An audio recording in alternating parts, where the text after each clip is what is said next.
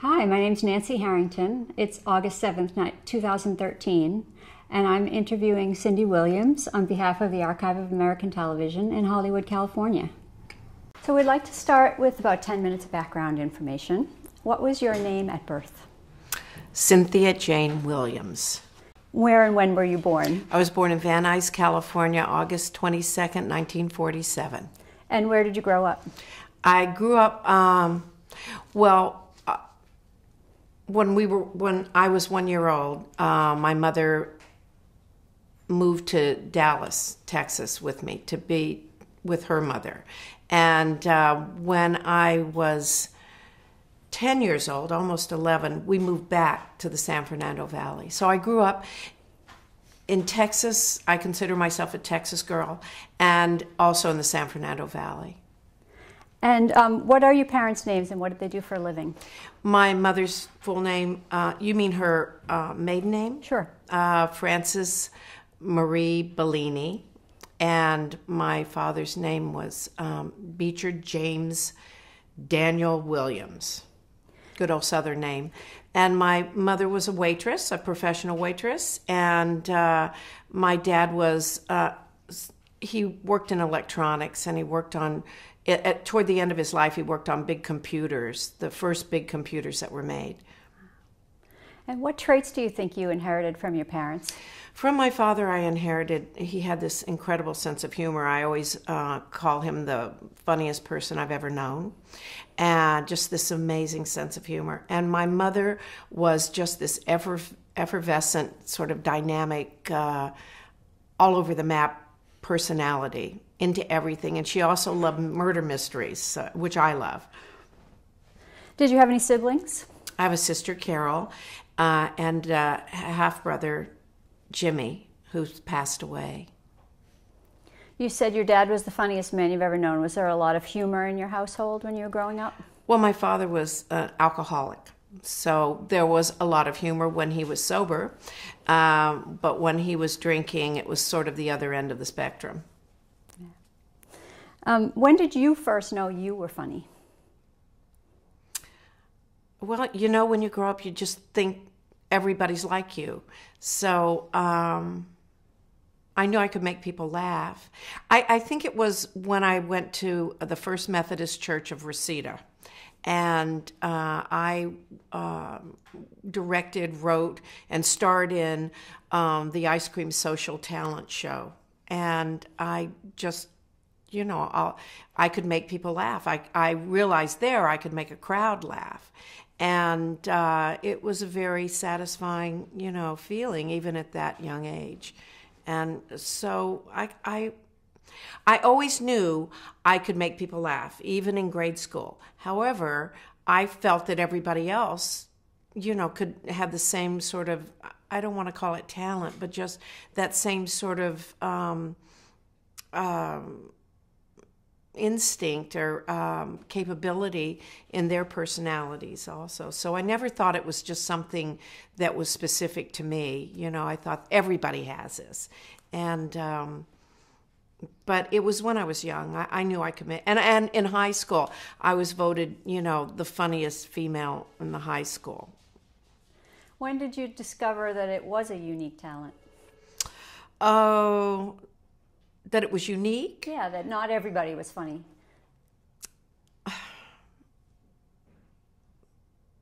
I guess when I, you know, ran into my first boring person that had no known sense of humor. It was very, very dry. And, you know, I don't know specifically, but it seems to me, thinking about it, it was when I was a waitress myself and I made a joke at a table and they just didn't get it, you know, and they thought that I was being cheeky.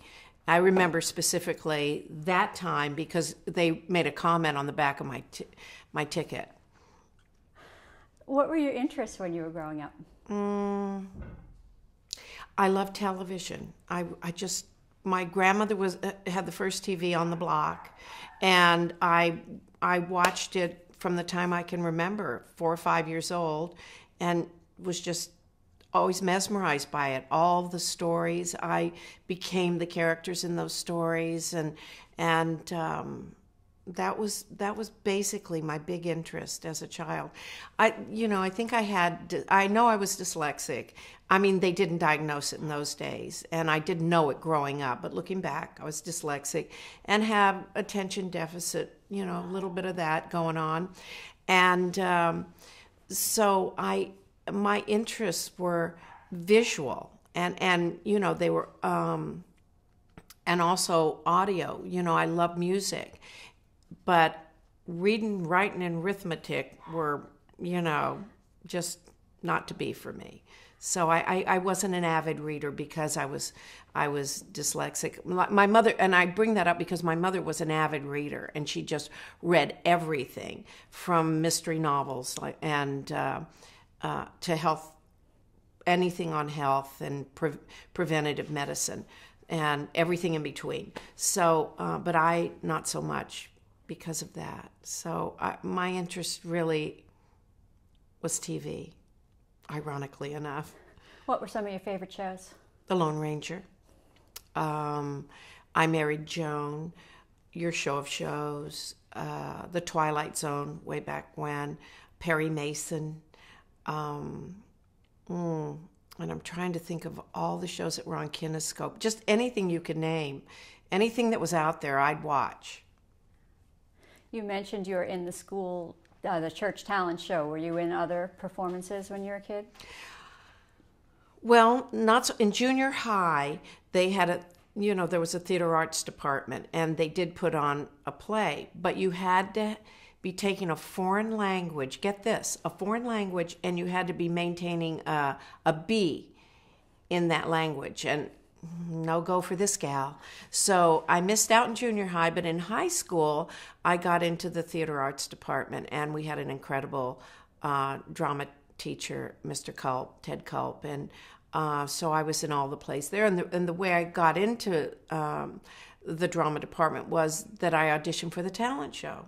And he said, you should, if you have an elective next semester, you should take drama, and I'll put you right into drama too, which he did. So then the bug bit. And what was the name of that school? Birmingham High School. And now, as a kid, did you do any professional acting? No. Okay. No. We have something that says that you were in The Blob. Is that true? Not the original Blob. Oh, okay. Return of the Blob that Larry Hagman directed in 1970 or something, and I was eaten by the blob in a drain pipe in Glendale. Nice. And then where did you go to college? Well, I went to Los Angeles City College, and which had an amazing theater arts department there, and that's what I majored in. And now early in your career, you did a lot of commercials? I did, yeah. Could you talk a little bit about your commercial work, what products you worked on? TWA, is that a product? I had one for New Ice Blue Secret deodorant, but that didn't, I don't think that ever aired. And I did that one with my best friend from college, who was Lynn Stewart, who played Miss Yvonne on Pee-wee's Playhouse. But that one never aired. Foster Grant sunglasses. The May Company. I had the whole campaign I did for about a year, I guess, with Marty Ingalls. He and I did and there were some other actors too. Those were a lot of fun to do. And I can't recall other ones, but I think they're out there. They are. Oh, they are. Oh, what are they? Tell me. We saw the Foster Grant one. Oh, yeah. Yeah. Fabulous. How did you get these jobs? Did you have an agent at this point? Well, yes, I did. I was very fortunate. I was in a management company. I got a manager, and that's a long, long story. And then I got an agent, a theatrical agent, and then I got a commercial agent. So my commercial agent in those days would send, us out on commercial interviews and auditions.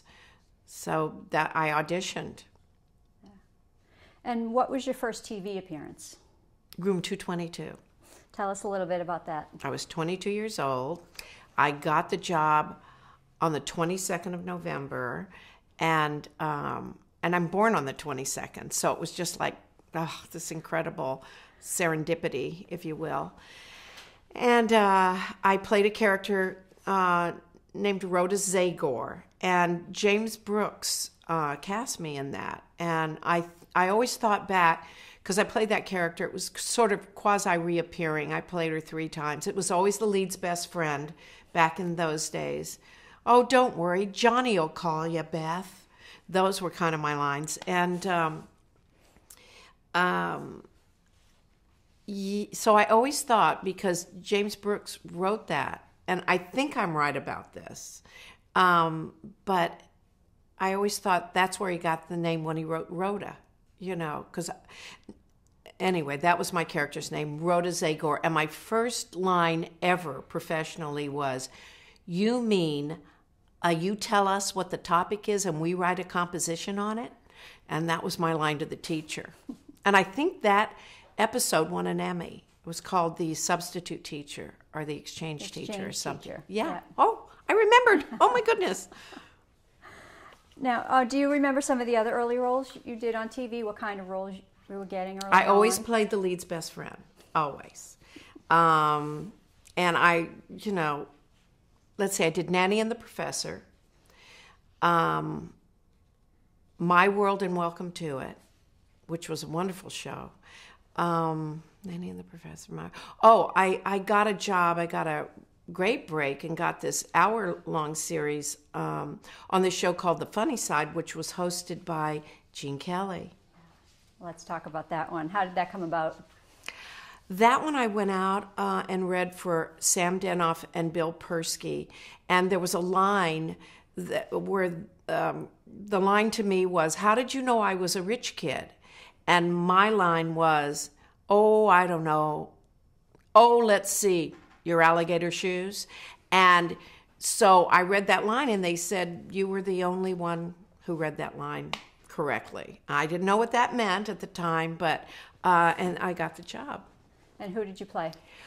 The ingenue. And the premise of the show, it was an hour-long musical presentation and sketches.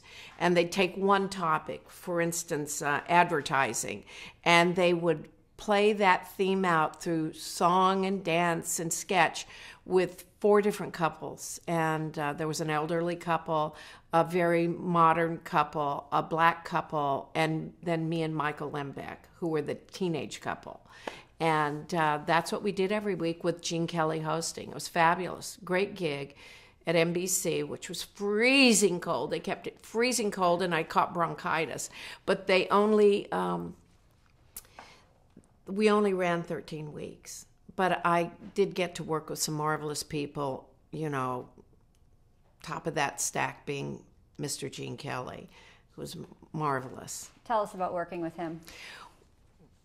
He was very encouraging and drop-dead gorgeous. And I was mesmerized by his legs because I had, you know, I was a huge fan like everybody else. I mean, what a beautiful dancer and an athletic dancer. And I remember one time he had to, he turns me around and I had to sway with him while we were singing this number. And I was stepping on his foot the entire time.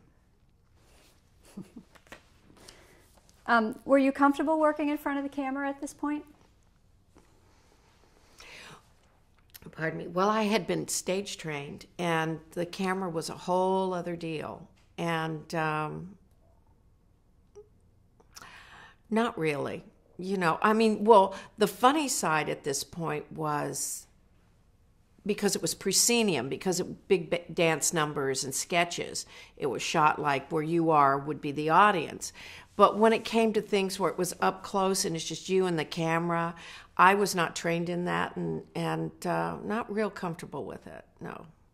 How did you learn it? Just by doing it? I never learned it. I didn't. I never learned it. There's a whole technique to it. And you see, Laverne and Shirley was a show that was shot with like a little play. So the audience was back there, on risers, and there were, I don't know how many people. Penny will tell you how many people we had in the audience, but we had a big audience, and we rehearsed it like a play, and there were 3 cameras, and so we did have that distance. There were rarely close-ups, and those are the tricky ones. But that being said, when we'd have people who would come in who were just movie stars or one camera actors, they had trouble with the audience and the stage and the proscenium. So it worked both ways. But I never got to do it enough to learn that technique, to fall in love with the camera, as they say. It's very, very different than stage acting. And in 1973, you were cast in American Graffiti. So how did that come about? No, I think it was earlier. Mm-hmm. Well, I was doing Travels with My Aunt in Spain with Maggie Smith and Alec McCowan, talk about cameras, choker shots. And I got home, and there was a message that I was to call Fred Roos, who cast American Graffiti. And I didn't. I just went straight to, because I was jet lagging, don't do well with jet lag. So I went to bed. And then I got this phone call, and it was kind of, not frantic, but it was like, we need you to come over and meet this young director. He's casting a film that everybody in town wants to be in, but it's a low budget. And I said, I really can't. I'm jet lagging, and I'm just too tired. I can't even put 2 words together. And they insisted, Fred Roos insisted, and so I did. I went over and I met George Lucas, and I said, who is this guy? It's always this this young filmmaker from USC, and so he gave me the script. I went home, read the script, went back to bed, and then they called again and they said, we want you to come in and screen test. And I said, I this happened like so quickly. And I said, I just don't think I can learn the scene and do it. And so there was a lot of insistence. And so I went, and I screen tested with Ron Howard, and I held the script during the screen test. And then I went home, went back to bed. Then they called and offered me the part. And I had read the script at this point, and I said, and I go back to when I always playing the lead's best friend, the ingenue, the girl who, I said, I'd like to do a comedy. And I'd like to play the comedic role, Debbie, which Candy Clark played. And Fred Roos said, no, that's already been cast. I need an ingenue, and George wants you for this. And I turned it down for, 2 days while I slept. And then Francis Coppola called me. Francis Coppola called me and said, Cindy, you really want to do this part? And I said, I'm in. I'm over there. Okay. So that's how it came about. Tell us a little bit about working with George Lucas. George is fantastic. When Ron Howard and I went to meet him when we were set to do the film, we had this quick meeting with him, and he described the film as a musical to us. He said, because the music will never stop during the whole film except when the source of music is gone, i.e. the car has been stolen or there's a crash, because it's all takes place in one night with the radios going and and cruising. And we thought, wow, what genius that is. So, but we thought we were making kind of this hot rod movie, this low budget hot rod movie, and George was just one of us. We were all peers, and so we'd shoot at night from 6 at night to 6 in the morning, because it all takes place in one night. But George would have to, because it was so low budget, he would have to go and edit during the day right behind us. So he'd edit, and then he'd come back to shoot. So this went on for about a week, and soon you'd be shooting a scene and no one would yell cut. And I remember one time Ron and I had finished a scene, and we just held and waited, and finally Ron said, George, and he popped up. He was on the truck, the camera truck following us. He popped up, and he said, what? And he said, cut. He said, cut. And we said, how was it? And he goes, terrific. And if you ask anyone on that film, how did George direct, and what did he, what were his words to you? It was one word, terrific. And so it was like going to a risque church camp doing that movie. There was a lot of mischief because you had Paul Le Mat and Harrison, Richard Dreyfuss, and they were just, always getting Ron Howard into trouble. And it was just a lot of mirth and camaraderie. And I'd include George in on that when he wasn't sleeping. Talk a little bit about working with Ron Howard. Well, Ron was 6 years younger than me, and I was so afraid that was going to show on camera because, and so well, there was no hair and makeup. There were wigs, and there was no wardrobe person. We had a Winnebago with everything in it. There were no dressing rooms or anything. And once you got to the set, you had to stay there because there was one car, the prop car, that would take you back and forth to the Holiday Inn. So those rides were muy precioso to all of us, back and forth, those rides. He was just wonderful. And, of course, I had watched him on Mayberry RFD, and I knew him as Opie, and he'll hate me saying that.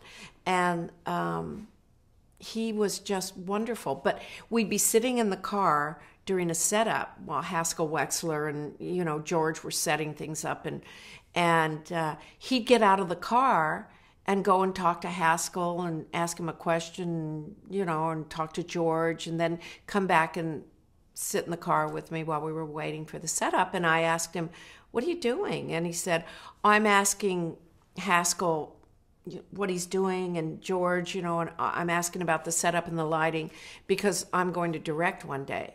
And I thought, yeah, right.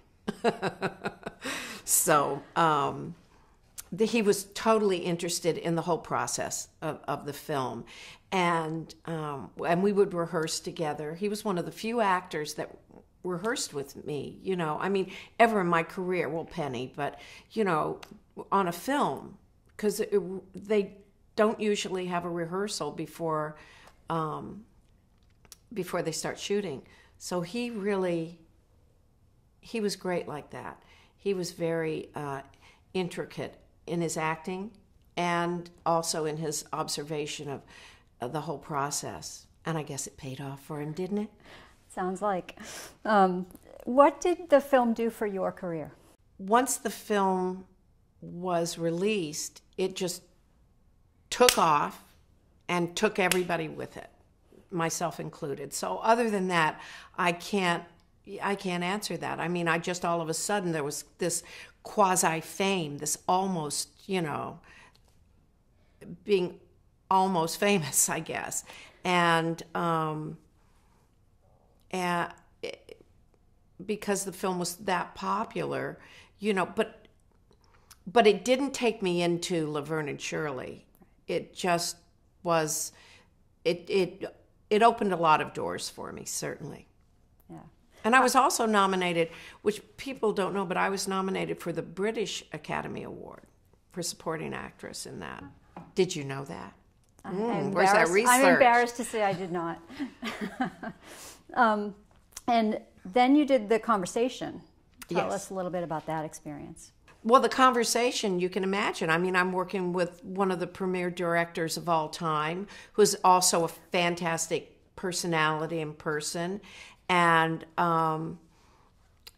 just surrounded by the best of the best. And it was, see, Francis Coppola loves actors. I know I said before you don't rehearse. He would rehearse his actors because he would say to the cinematographer, you let your actors walk through the scene, rehearse it, and you watch them and you know where to put your camera.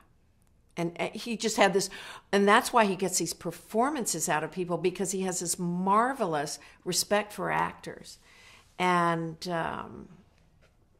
he was just, he's just a world-class human being. You know, I mean, it was heady and wonderful and fun and dramatic and all that, the stuff you can possibly think of. Yeah. So in the 70s, you also did do a lot of TV shows, and you particularly did a lot of cop shows like Hawaii Five-0, Police Story, Cannon, Petrocelli. So what kinds of roles were you getting at that point?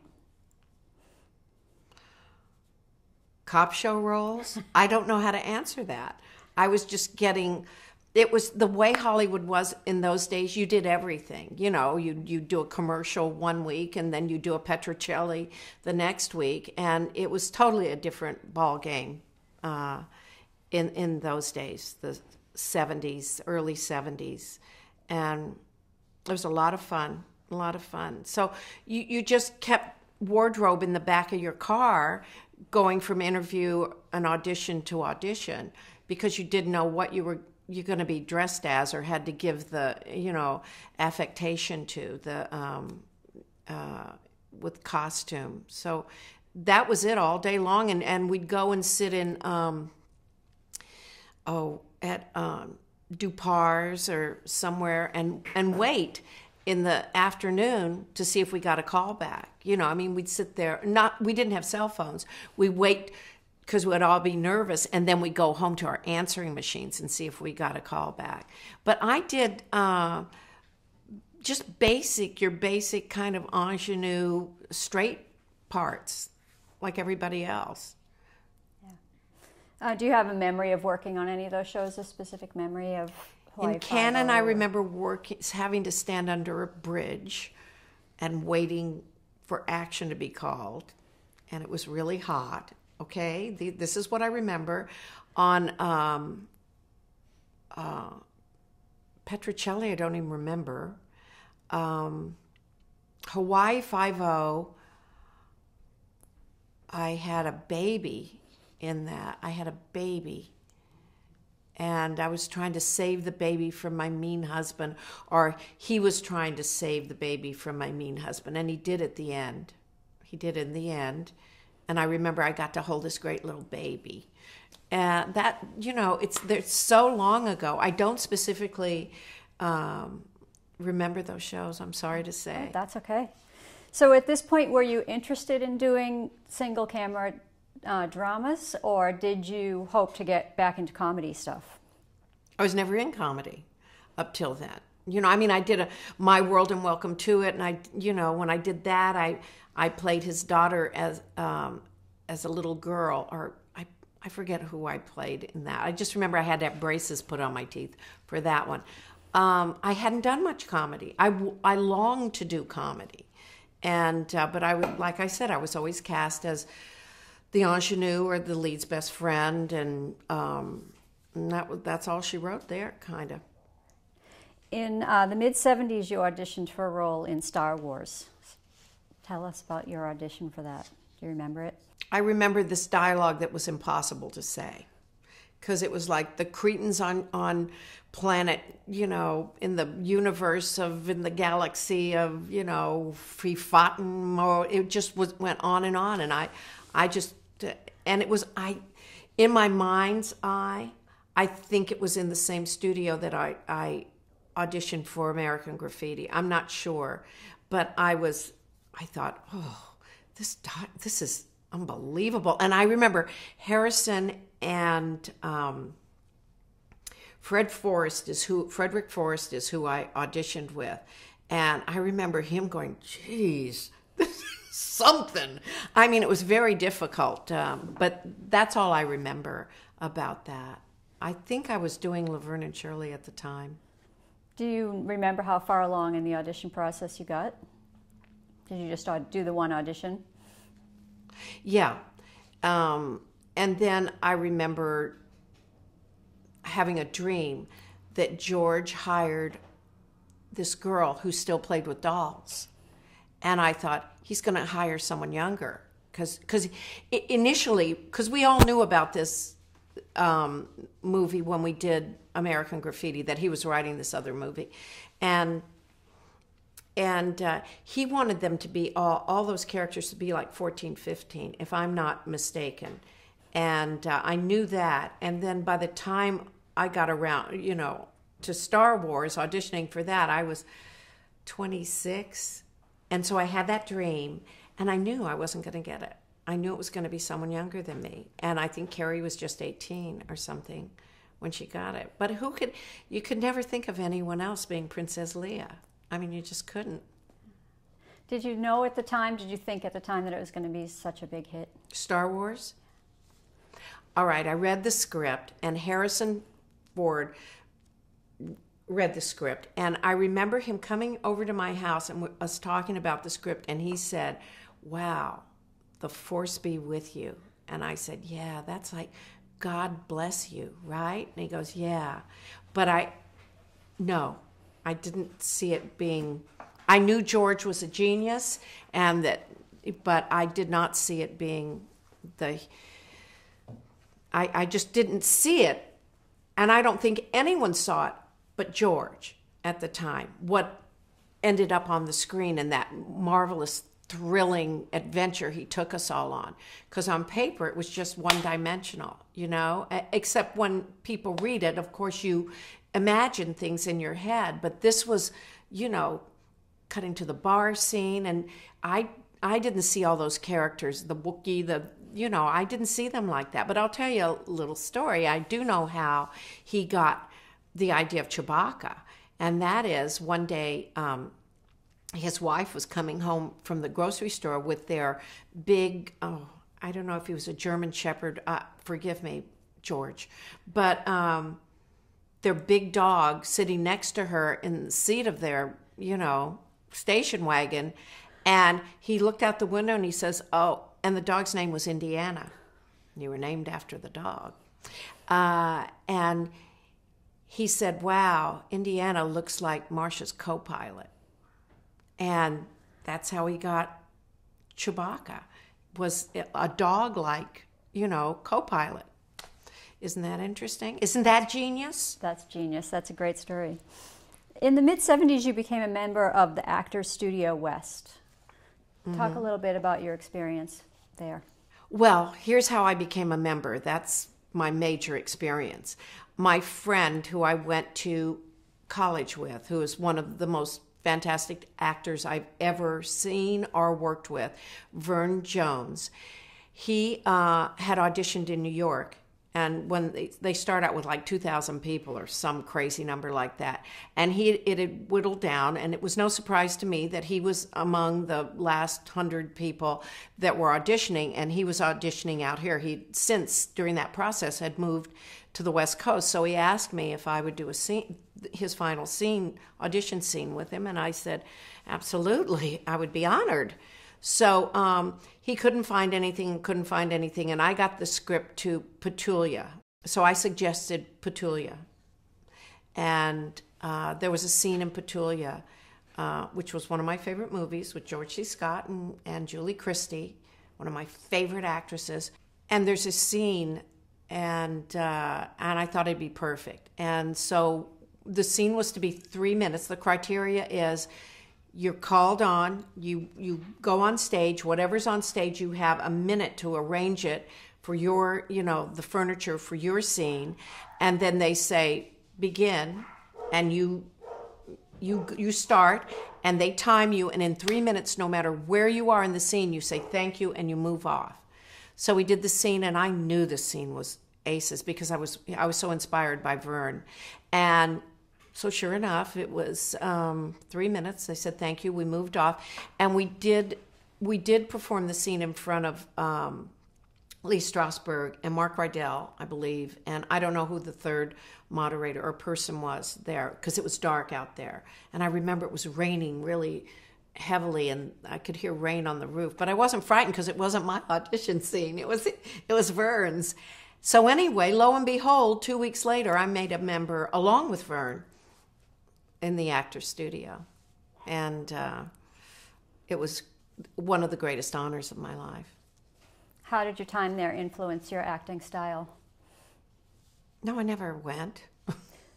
Well, I went to a couple of the of the sessions that Lee Strasberg, I was fortunate enough to be there when Lee Strasberg was moderating. And I remember two women doing a scene from, I don't know, Much Ado About Nothing, I believe it was. And when they were finished, I remember his comment, and I'll never forget this. He said, you know, when Shakespeare wrote a comedy, he meant it to be played as a comedy. And I thought, yes, you know, because in high school, I had done a scene from, I can't even remember what it was, but it was one of Shakespeare's comedies. And I remember my high school drama coach getting all over us because we made it fun and we put in fun things in it. And what Lee Strasberg, I believe he was trying to say is, you don't take the mirth out of it just because it's Shakespeare. Don't be that, you know, worshiping of the text and the man, you know, play what he wrote. And I always thought that was just a wonderful comment. And I did go and perform a scene there one time, and it was Elaine May's Not Enough Rope. And in the beginning of the scene, she tries to hang herself, and she doesn't have enough rope. That's the whole point. And I remember the moderator saying, you can't hang yourself on stage. Because I did it. I had set up rubble to fall when I jump off the chair and everything. And the moderator said, you can't hang yourself on stage. And I thought, well, then why did Elaine May write this play? I mean, this is it. It's in the description in the beginning of the play. So that was just one little thing I remembered. My career started to take off at that point, and I never got back, but I intend to soon. In the 70s, you wrote for Francis Ford Coppola's Zoetrope. Can you tell us how that came about? Francis was doing a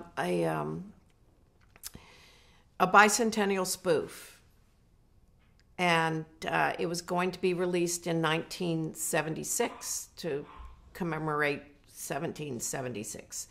And it was all about the founding of America and the history of America up until that point.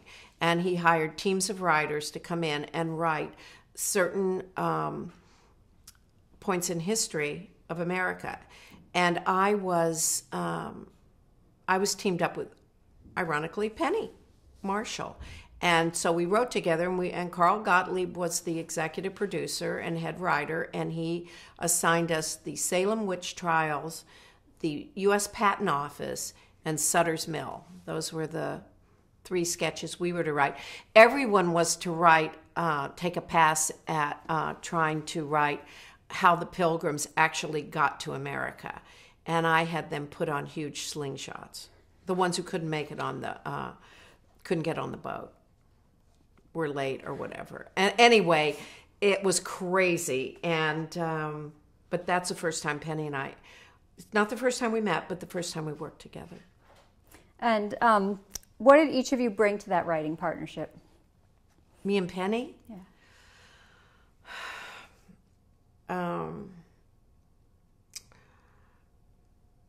Well, we brought, our sense of humor and our take on it. But we were very simpatico then, and the things that would make her laugh would make me laugh, and vice versa. So we had a lot of fun writing it, and as far as we got. Was the plan for you to act in the sketches too, or just to write them? No, just writing. Was that something you were interested in pursuing more, was writing? Or were you still mainly wanted to act? No, I was at a point where I hadn't worked in about a year, and I didn't have much money.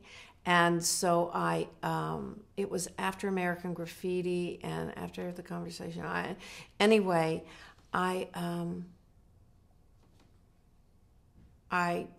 We were paid, I forget how much, but basically I did it for the money and the fun of writing. I mean, I could write, as I said, I did write, direct, and star in the Ice Cream Social, First Methodist Church of Reseda. So I could write. I knew I could write comedy, but I hadn't thought about it as a career up to that point.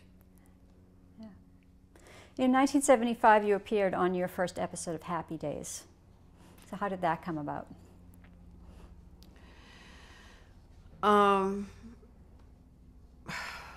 Well, Penny and I were writing together, and Gary Marshall, who wrote Happy Days, and was the executive producer who, created Happy Days, knew that Penny and I were writing together, and he needed two girls who date the fleet for these, as characters on Happy Days, and so he thought of us, and he called us while we were writing in the office, and said, "Could you take a week off, come over, play these two girls, and for me on Happy Days?" And we said sure, and so that's sort of how that came about.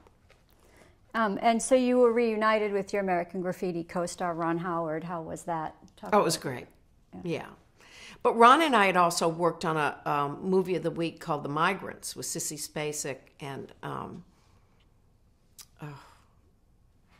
it's gone out of my head. But we had worked on The Migrants together, and we had also done this other show, which I can't remember the name of it, but it was this quasi-religious show. And when you worked this show, you were kind of expected to give the money back. It was a Catholic show, to the church. And I played his mother in that show. I can't remember the name of it. I'm surprised you don't have it there. I don't have that one.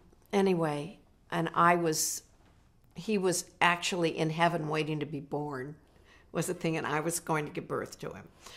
So I played his mother, his wife, his girlfriend twice or three times. So it was great to see him again. It was like old home week. And tell us a little bit about working with Henry Winkler. That was fun. Very dynamic. Just a lot of fun. He's very, very serious about his work and comedy too, but so much fun. Great friend. You said you and Penny were very simpatico when you were writing. Did you have an instant chemistry on camera? I guess we did. I never thought of that. That's a good question. I never really thought of that. Yeah, we sort of had telepathy, and if we walk into a room together, if something's going on and there's something unique in the room, we'll see it at the same time and have the same comment about it. And we just were always like that. It was just one of those things, Did you have any idea when you were filming that episode of Happy Days that you were creating something there that was going to go on further? No. Mm-mm. In fact, when we first came onto the set for the, we decided we were going to be smoking. We had no idea you didn't. We were smoking, chewing gum, and taking bobby pins out of each other's pin curls. We had our hair, and checking each other out, and then we flicked our cigarettes across the stage, and then the director screamed, "Cut! Stop! What do you think this is, a spin-off? You can't be smoking. Are you crazy?" And we had no idea you couldn't smoke on Family Hour. We were just smoking away, having a grand old time.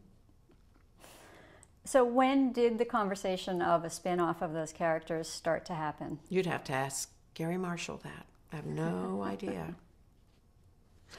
I just know there were rumors, a mutual friend of Penny's and mine who wrote over there called and said they're thinking about doing a spin-off with the two characters that you girls played. And we didn't even know what a spin-off was.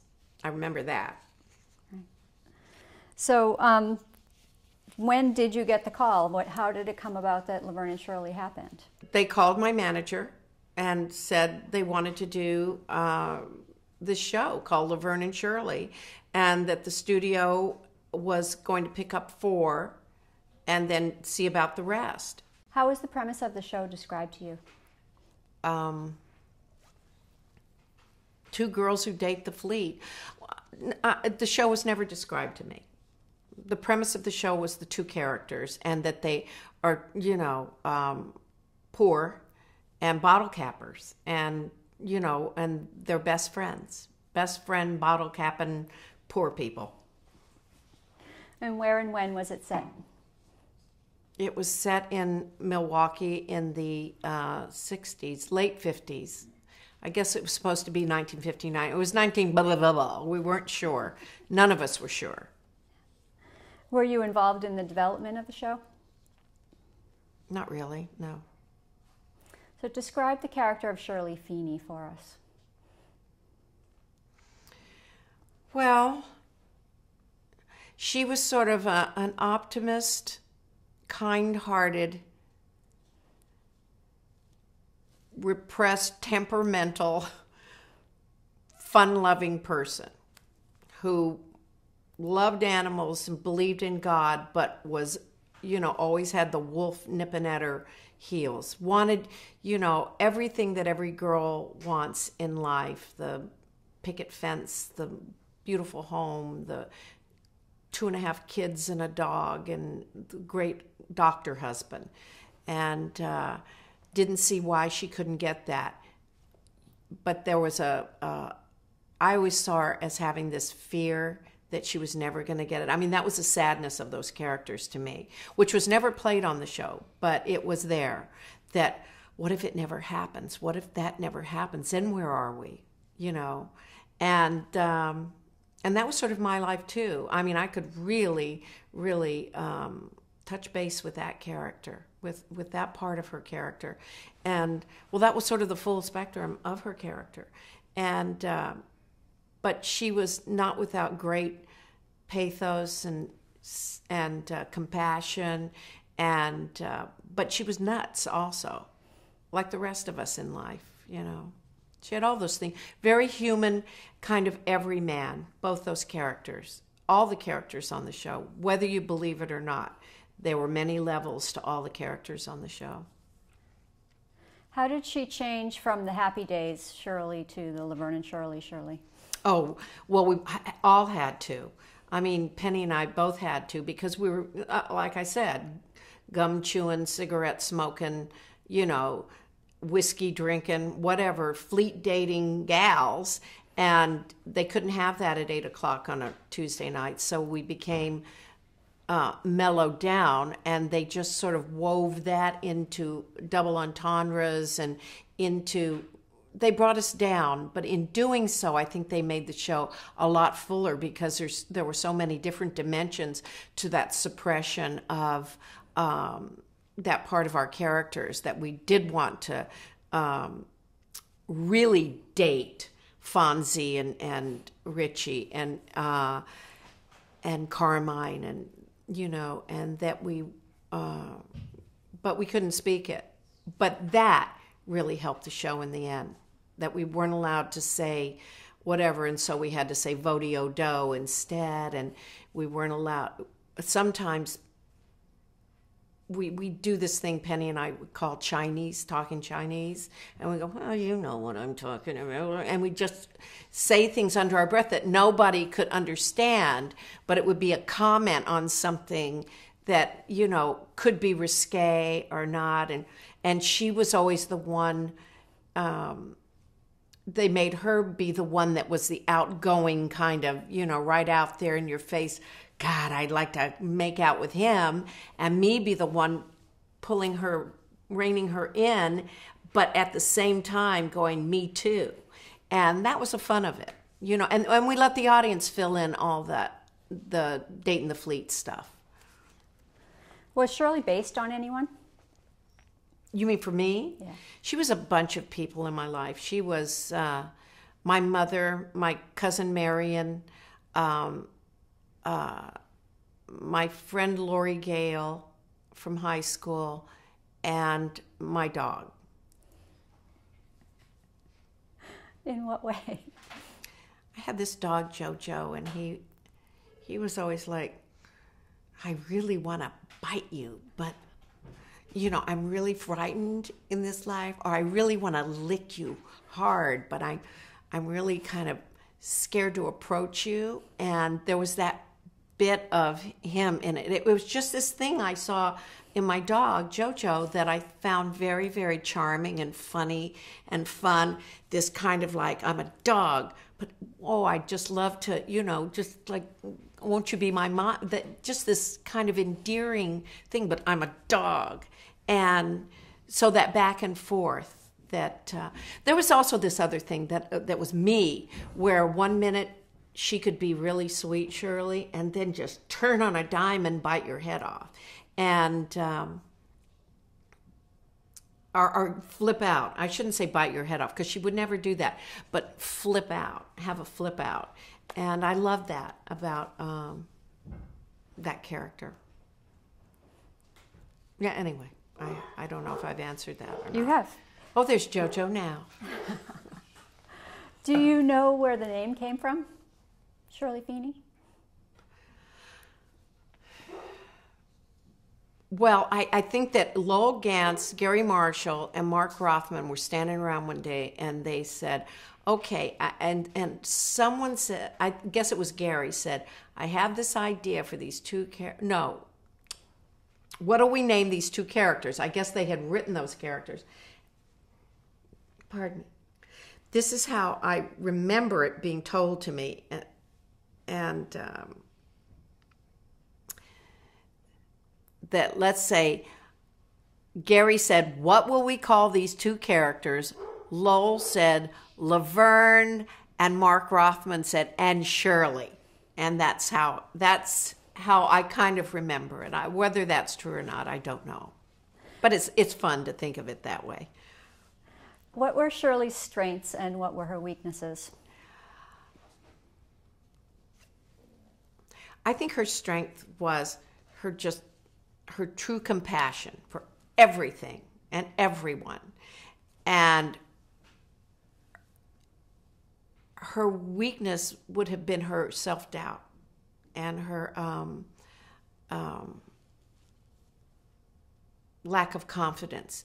See, there was such bravado in both of these characters, and it wasn't necessarily false bravado, but they really had nothing to back it up with. They were just going on instinct, and then their strength, the strength of compassion, would come in, and then they would just and belief that everything was going to be okay. It's like they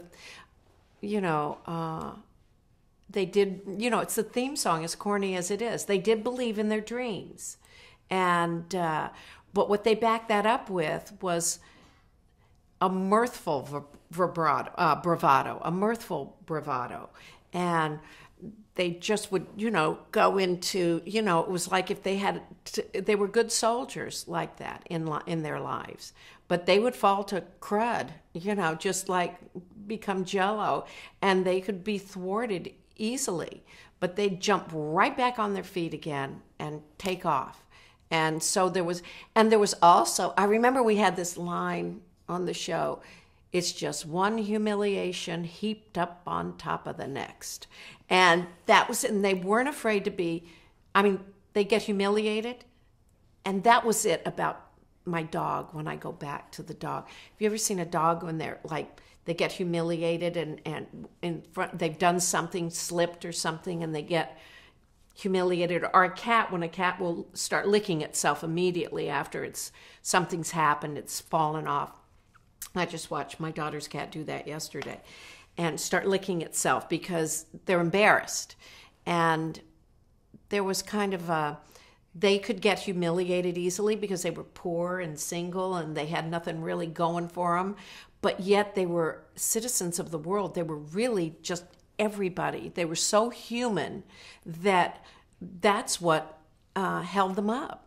And they just jump. It was that human spirit. They get back up and go again. And I think that's what the audience loved, that they just didn't give up. And they just kept shooting for the moon, and I remember getting back to that line of one humiliation heaped up on top of the next. I was years ago, I went and saw Wayne's World, and I took my kids and we're watching it, and all of a sudden they're doing a parody of Laverne and Shirley, and I called Penny and I said, "Oh my goodness, I just saw Wayne's World, and they're Mike Myers and Dana Carvey are doing us the bicycle. When I pedal you on the bike." And she goes, "How was it?" And I said, "Well, you will be simultaneously honored and humiliated." And it was really kind of an honor, though, more of an honor than a humiliation. But that's what I'm talking about. And it's that human humiliation, that human,